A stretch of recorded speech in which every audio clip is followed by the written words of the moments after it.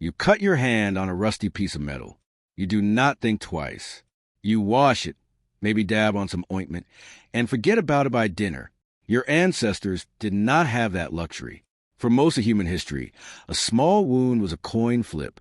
No antibiotics. No stitches from a sterile kit. No emergency room down the street. And yet here you are, reading this, made of the descendants of people who somehow made it through. How did they do it? The truth is stranger and smarter than most people assume. Ancient humans were not helpless against infection. They were running a form of medicine, built entirely on trial, error, and generations of careful observation. Let's dig into what they actually knew. Start with the mouth of a Neanderthal, who died roughly 50,000 years ago in a cave in northern Iraq.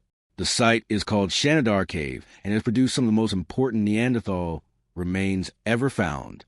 In 2012, researcher Karen Hardy and her team examined the hardened dental plaque, called calculus, still stuck to the teeth of one of these individuals.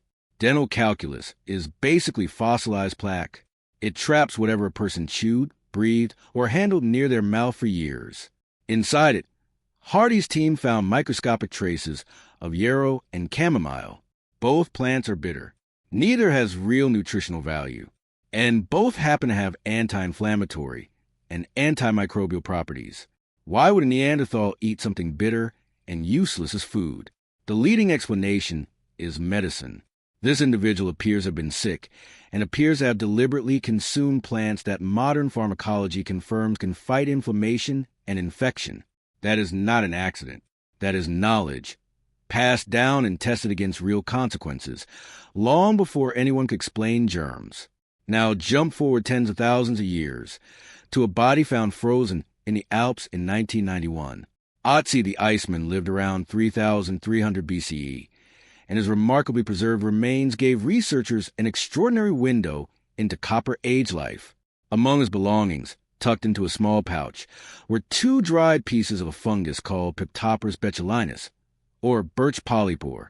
This fungus is not edible in any appealing sense, but it contains compounds with antibacterial and antiparasitic effects. Ötzi's intestines, when examined, showed evidence of whipworm, a parasite that causes abdominal pain. Researchers believe he was carrying the fungus specifically to treat that infection, essentially an early antiparasitic remedy, selected from nature and carried on purpose. Think about what that means. Someone thousands of years before microscopes existed identified a specific organism in the environment, connected it to relief from a specific ailment, and trusted it enough to carry it on a dangerous mountain journey. There's a pattern forming here. Ancient people were not guessing randomly. They were running a slow, brutal, multi-generational experiment. The people who ate the wrong plant for the wrong wound often did not survive to pass on that mistake. The people who found something that worked told their children. Over enough centuries, that adds up to real, working knowledge. Let's reconstruct a scene using everything you now know.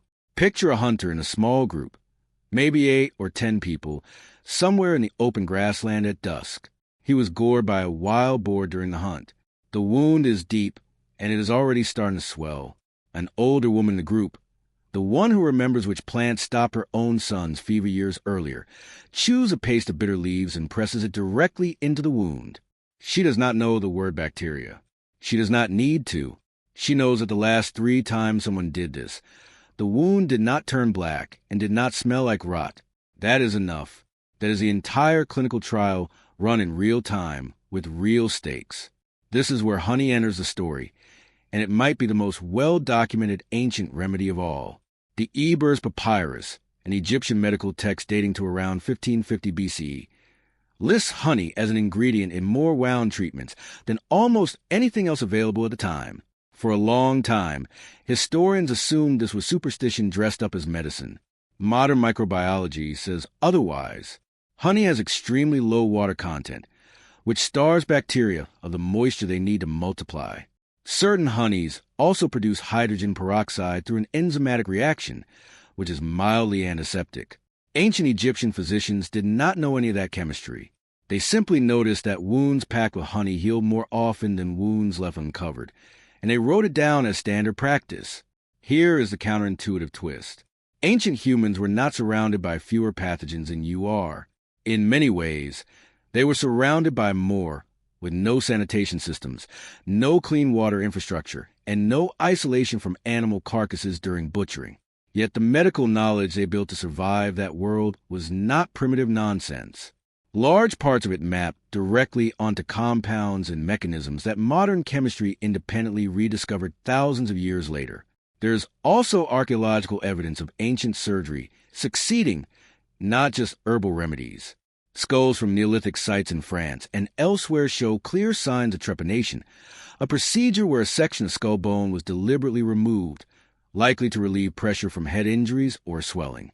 Many of these skulls show smooth, healed bone growth around the opening. That healing only happens if the patient lived for months or years afterward. Somebody, without anesthesia, without antibiotics, and without any understanding of infection, performed brain surgery that regularly worked. None of this means ancient life was safe. Infant mortality was brutal. A simple abscess could still kill an adult in their prime.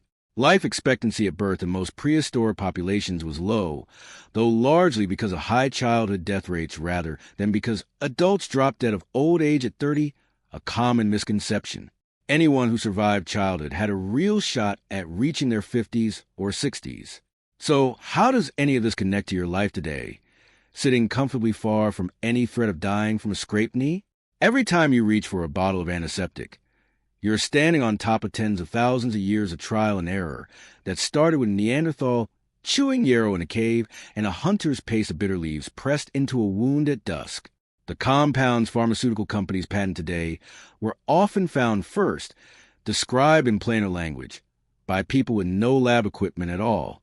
Willow bark, later refined into aspirin, moldy bread, applied to wounds long before penicillin had a name. Honey, still used in modern wound care for burn victims in hospitals right now. Antibiotics did not appear from nothing in the 20th century. They appear because someone was finally able to explain, chemically, what ancient humans had already figured out through generations of watching who lived and who did not. You cut your hand on a rusty piece of metal. You do not think twice. But maybe you should, just for a second, think about the woman chewing bitter leaves at dusk, the hunter carrying dried fungus up a frozen mountain, and the quiet, relentless observation that turned survival into knowledge and knowledge into you.